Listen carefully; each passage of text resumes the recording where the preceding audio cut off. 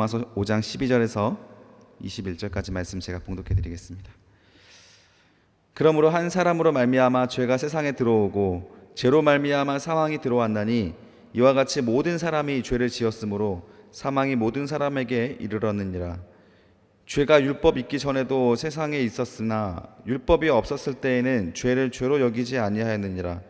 그러나 아담으로부터 모세까지 아담의 범죄와 같은 죄를 짓지 아니한 자들까지도 사망이 왕노릇하였나니 아담은 오실자의 모형이라. 그러나 이 은사는 그 범죄와 같지 아니하니 곧 한 사람의 범죄를 인하여 많은 사람이 죽었은즉 더욱 하나님의 은혜와 또한 한 사람 예수 그리스도의 은혜로 말미암아 선물은 많은 사람에게 미쳤느니라. 이 선물은 범죄한 한 사람으로 말미암은 것 같이 아니하니 심판은 한 사람으로 말미암아 정죄에 이르렀으나 은사는 많은 범죄로 말미암아 의롭다 하심에 이름이라. 한 사람의 범죄로 말미암아 사망이 그 한 사람을 통하여 왕노릇하였은즉 더욱 은혜와 의의 선물을 넘치게 받은 자들은 한 분 예수 그리스도를 통하여 생명 안에서 왕노릇하리로다. 그런즉 한 범죄로 많은 사람이 정죄에 이른 것 같이 한 의로운 행위로 말미암아 많은 사람이 의롭다 하심을 받아 생명에 이르렀느니라. 한 사람이 순종하지 아니함으로 많은 사람이 죄인 된 것 같이 한 사람이 순종하심으로 많은 사람이 의인 되리라.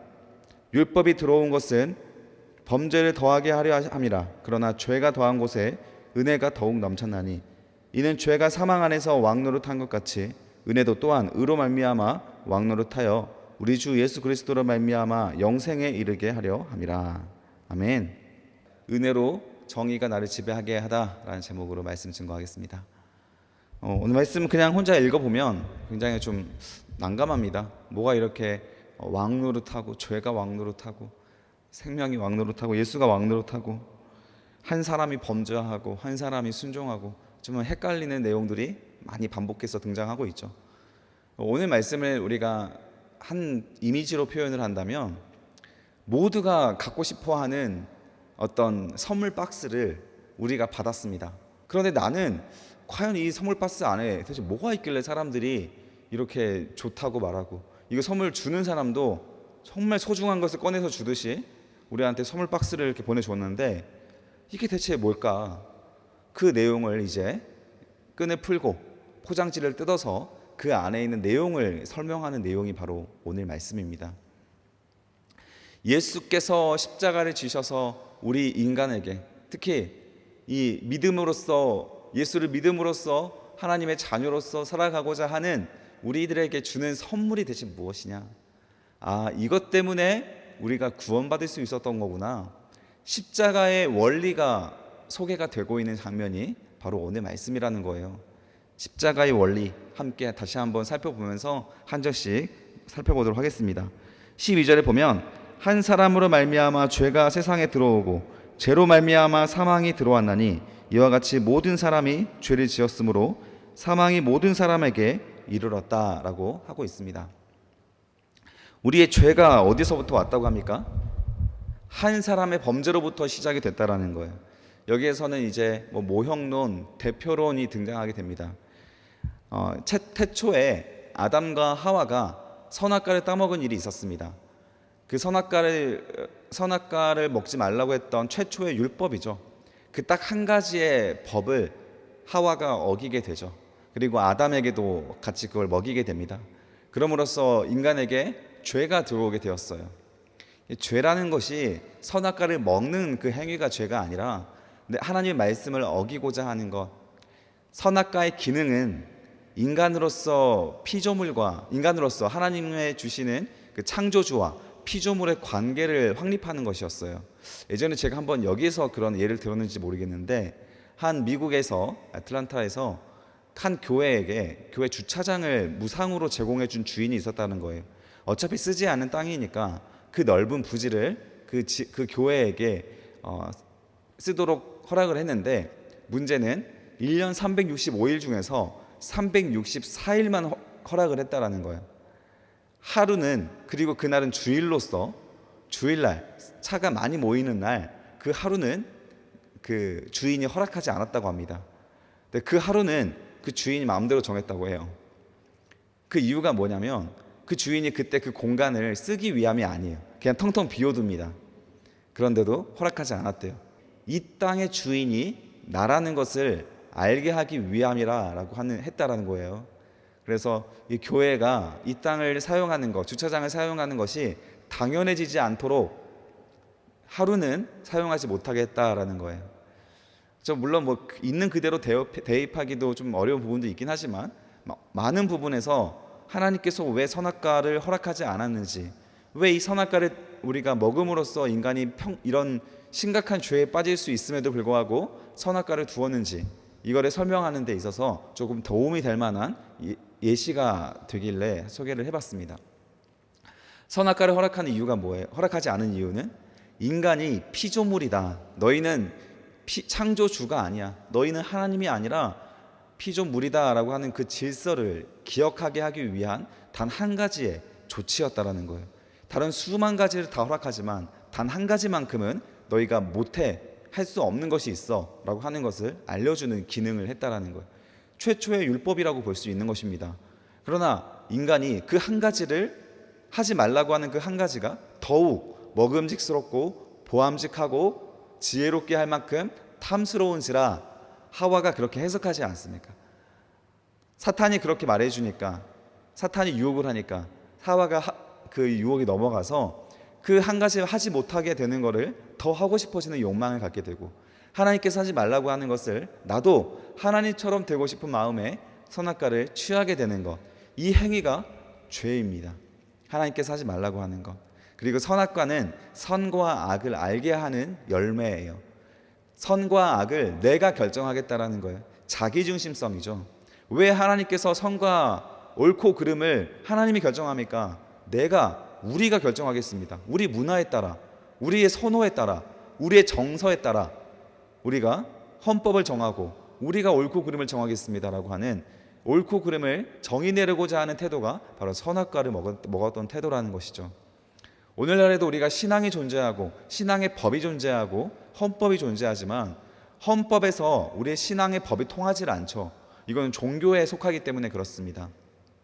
이미 아담과 하와로부터 시작된 그 세상이 이렇게 오늘날까지 우리들만의 법을 만들고 우리들의 옳고 그름을 만들어서 이렇게 우리가 지켜나가고 있는 것이죠. 여기가 바로 인간이 태초에 에덴 동산에서 범죄했던 것에 대한 영향력입니다. 따라서 이 한 사람으로 말미암아 죄가 들어왔다라는 것은 아담과 하와가 그렇게 하나님의 율법을 어긴 그 한 가지 행위를 말하게 되는 것이고, 그것이 모든 사람이 죄를 지은 대표성을 가지게 되었다라는 거예요. 왜냐하면 우리도 아담과 하와의 후손으로서 오늘의 우리를 봐도 우리도 하나님 말씀을 지키고 싶습니까? 내가 먹고 싶은 것, 내가 입고 싶은 거 입고 자고 싶은 대로 자고 싶습니까? 우리는 우리가 하고 싶은 걸 해야 행복해요. 맛있는 거 먹어야 행복합니다. 우리가 재밌는 거, 내가 내 소원과 내 꿈을 이루어야 행복한 거예요. 하나님이 정해두신 거는 진부하고 재미없어요. 돼지고기 먹지 말라잖아요. 이거 우리가 얼마나 지키기가 어렵습니까? 이것이 우리의 구원과 연결되지 않기 때문에 이번 수련회도 우리는 돼지고기 먹을 가능성이 높습니다. 그게 뭐 우리를 이렇게 정죄하고자 하는 말은 아니고요. 우리는 아무튼 우리가 하고 싶어 하는 것을 해야 즐거운 우리의 사람이다. 그게 바로 이 아담과 하와의 죄성이 우리에게도 있다라는 거예요. 그래서 아담과 하와가 시작해서 그들만의 죄가 아니라 이게 인간의 본성이구나. 한번 죄로부터 죄가 피어나기 시작한 인류는 끊임없이 자기 자신, 자기를 지켜나가고자 하는 자기중심성이 발현됨으로써 아담과 같은 죄를 우리는 날마다 지어가기 때문에 아담 한 사람의 죄로부터 시작했지만 그것이 우리의 죄로 대표성을 가지고 연결이 되고 있다라고 하는 부분들을 소개하고 있는 거예요. 13절입니다. 죄가 율법이 있기 전에도 세상에 있었으나 율법이 없었을 때에는 죄를 죄로 여기지 아니하였다. 만약에 아담과 하와에게 하나님께서 선악과를 먹지 말라고 하는 말을 하지 않았다면 선악과를 먹는 것이 하나님께서 죄인 것을 알면도 인간에게는 그 죄가 죄로서 인정되지 않겠죠.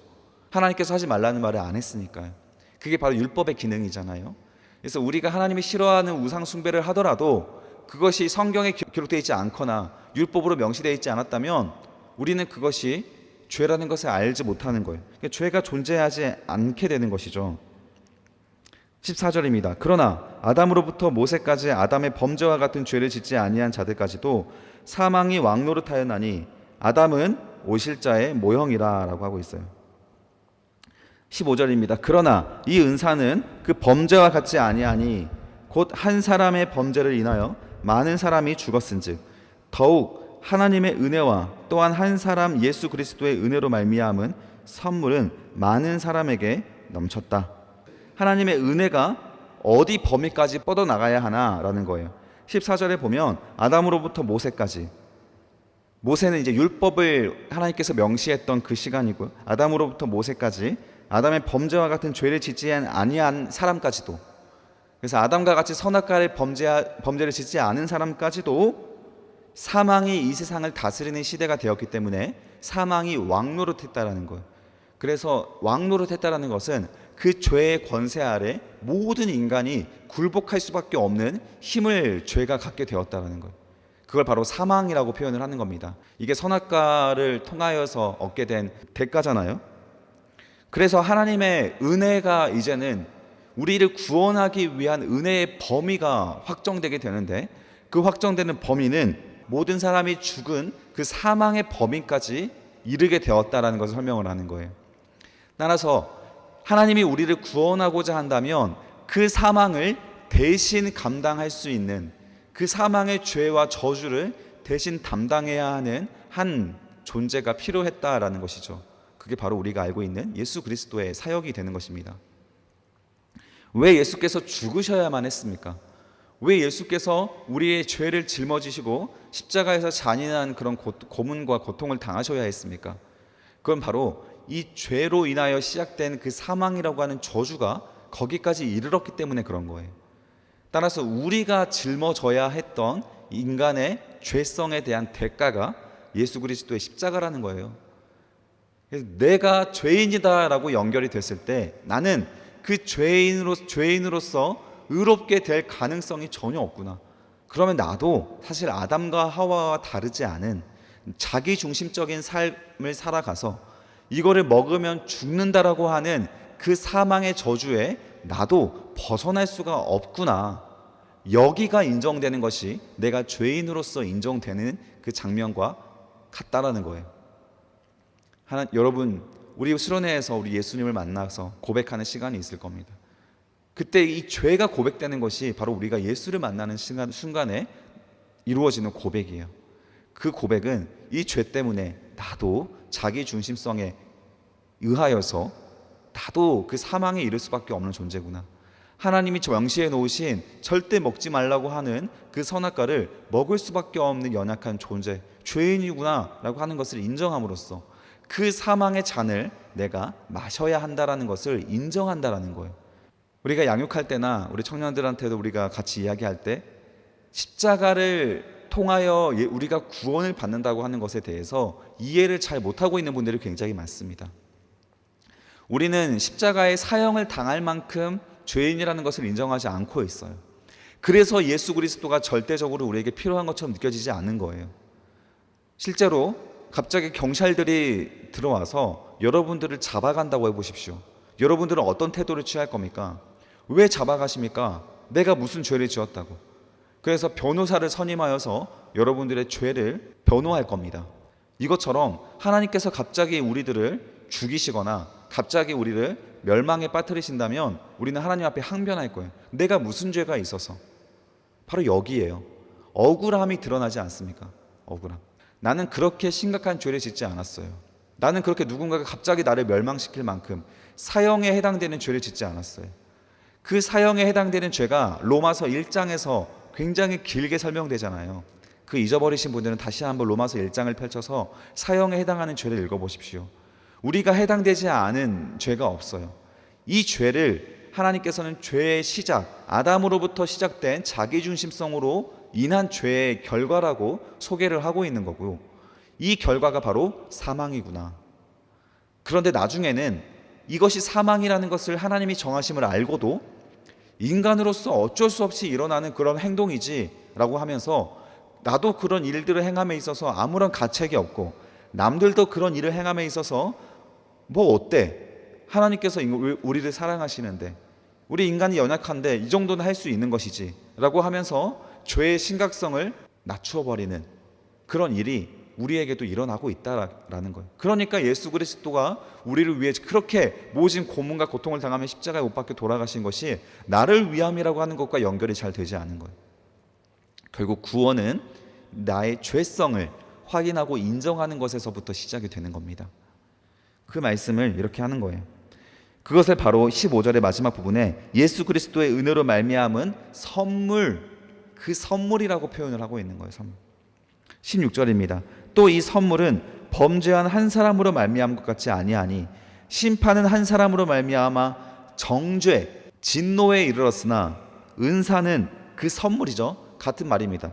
선물은 많은 범죄로 말미암아 오히려 의롭다 하심에 이르게 하는 거예요. 우리가 많은 범죄를 인정하고 예수 그리스도의 십자가 앞에 보혈에 의지하여 붙잡는다면 그 많은 범죄라 할지라도 오히려 우리가 의로움에 이룰 수 있는 그런 길이 열리게 되었다라는 거예요.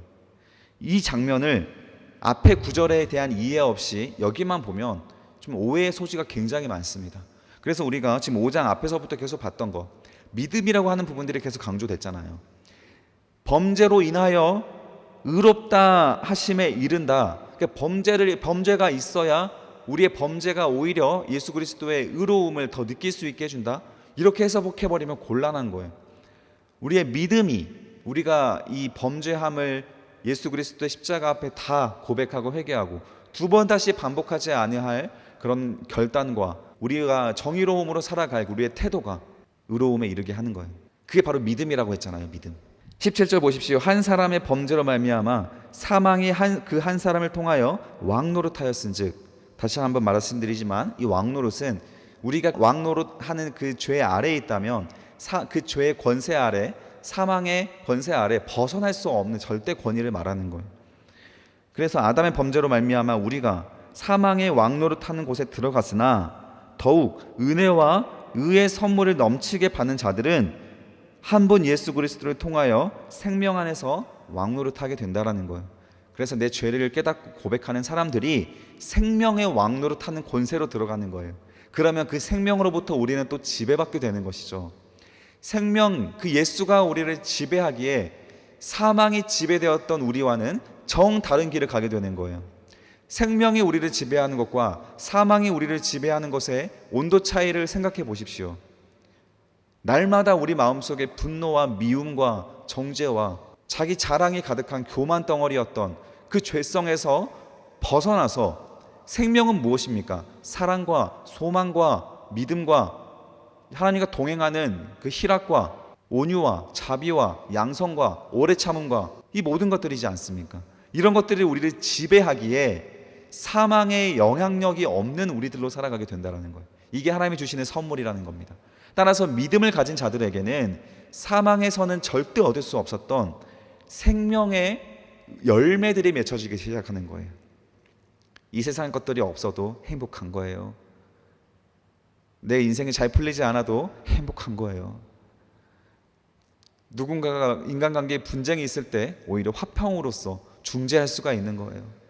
우리들의 이 삶으로 다른 사람들에게도 하나님을 소개할 수 있는 사랑의 열매들이 무한히 피어나게 되는 것이 바로 생명의 왕노릇하는 자들의 삶에 나타나는 열매라는 것입니다. 생명이 우리를 지배하게 하십시오. 19절입니다. 한 사람이 순종하지 아니함으로 많은 사람이 죄인 될 것 같이 한 사람이 순종하심으로 많은 사람이 의인이 되리라. 그 한 사람의 순종이 누굽니까? 예수 그리스도의 십자가의 순종이에요. 예수님도 십자가 지시는 것이 너무 어려웠습니다. 너무 고통스러운 죽음이기에 3번이나 하나님께 가서 기도합니다. 그러나 결국 마지막까지 순종하셨죠. 예수님은 십자가상에 달려 있을 때에도 얼마든지 자신의 능력으로 십자가에서 내려오실 수 있었습니다. 그러나 예수님은 내려오지 않으셨어요. 죽음, 인간이 당해야 할 그 사망을 예수님께서는 당하셨고, 우리가 고린도 후서에 보면 죽은 후에 죽은 자들이 있는 곳까지 가서 거기에서도 복음을 증거했다라는 표현까지도 있습니다. 우리가 죽음으로써 당해야 할 그 수월, 그 어둠까지도 내려가셔서 예수님은 그 어둠의 권세를 깨시고 3일 만에 부활하신 거예요. 그러므로써 우리가 더 이상 사망의 왕노릇하지 않은 존재, 우리는 영생을 믿는 자로서 100년이 아니라 무한한 시간을 살아가는 자의 깊은 여유와 삶의 만족과 하나님을 향한 평강이 가득하게 된 거예요. 조급하지 않습니다. 한평생을 경쟁할 필요가 없는 거예요. 그저 예수님과 동행하며 한평생을 살아가면 되는 겁니다. 영생이 우리에게 주어졌으니까. 그게 바로 예수 그리스도가 우리에게 주신 큰 선물이라는 거예요. 20절입니다. 율법이 들어온 것은 범죄를 더하게 하려 함이라. 그러나 죄가 더한 곳에 은혜가 더욱 넘쳤나니 이는 죄가 사망 안에서 왕노릇한 것 같이 은혜도 또한 의로 말미암아 왕노릇하여 우리 주 예수 그리스도로 말미암아 영생에 이르게 하려 함이라. 아멘. 오늘 말씀 제목입니다. 중요한 표현이에요. 몇 줄 읽어주세요. 은혜도 또한 의로 말미암아 왕노릇하여. 은혜가, 하나님이 주시는 그 값없는 은혜가, 정의로움이 우리 마음속에 들어와서 하나님이 허락하신 그 하나님께서 말씀하신 율법의 의로움이 우리를 지배하게 하여 그 은혜가 우리가 왕노릇하게 되는 그 권세 아래 들어가 영생에 이르게 된다는 거예요. 결국 그 의로움이 우리를 지배하게 하는 겁니다. 무엇을 통해서? 은혜를 통해서. 은혜를 통하여 우리가 믿음이 발생하는 것을 말하는 거예요. 그 은혜를, 그 믿음을 통하여 정의로움, 하나님이 성경을 통해 말하고 우리에게 주시고 싶으신 율법을 통해 이루고자 하는 그 의로움을 이루게 만들어 주셔서 우리가 결국 영생에 이르게 되는 삶을 살아가게 된다라는 그 선물 보따리의 내용이었습니다. 여러분 어떻습니까? 공감이 되십니까? 우리는 다 사망의 권세 아래, 그 왕노릇하는 그 사망 아래에 오늘도 정신을 놓고 있으면 빨려 들어가 살게 돼요. 죄의 권세 아래 살게 됩니다. 우리의 호르몬과 본성이 그렇기 때문에 그런 거예요. 우리는 예수를 믿는다고 해서 존재가 바뀌지 않습니다. 신분이 바뀌는 거예요. 근데 존재는 죄인이라서 자꾸 우리가 생명의 권세 아래 그 은혜를 붙잡지 않으면 자꾸 우리의 습관대로 죄의 권세 아래 자꾸 가고 싶은 액션이 나오게 됩니다. 그래서 오늘도 말씀을 통해서 은혜를 다시 한번 기억함으로써 나의 신분을 확인하는 거예요. 존재를 확인함으로 오늘도 회개하는 것이고, 신분을 확인함으로 나는 은혜 권세 아래 들어가야겠다. 생명의 왕노릇하는 그 권세 아래 들어가야겠다라고 생각을 하시며 우리에게 주어진 영생을 누릴 수 있는 하루를 살아가게 되는 것입니다. 여러분, 영생을 누리십시오. 은혜를 취하십시오. 인간이니까 그럴 수 있다라는 죄성을 합리화하지 마십시오. 깨어서 정신을 바짝 차려서 사탄이 기뻐할 일과 하나님이 기뻐하실 일을 분별하십시오. 우리는 그런 지혜가 있습니다. 오늘 말씀을 통해 다시 한번 그 지혜를 구하시고 그 선물 보따리를 여러분 것으로 취하셔서 은혜가 의로움으로 여러분들을 지배하는 하루가 되시기를 주님의 이름으로 간절히 축복합니다. 기도하겠습니다. 살아계신 아버지 하나님, 감사합니다. 오늘 하루 우리에게 어떤 선물을 가지고 살아갈 수 있는지를 오늘 선물 보따리로 풀었습니다.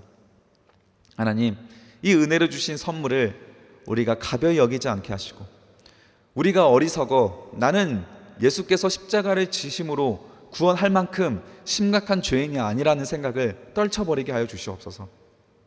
나의 죄성을 확인하여, 연약함을 확인하여 오늘도 눈물로 주님께 간구하며 도움을 요청하는, 그래서 생명이 왕노릇하는 권세 아래 들어가게 되는 우리들이 될 수 있도록 주여 우리를 이끌어 주시고 깨닫게 하여 주시옵소서.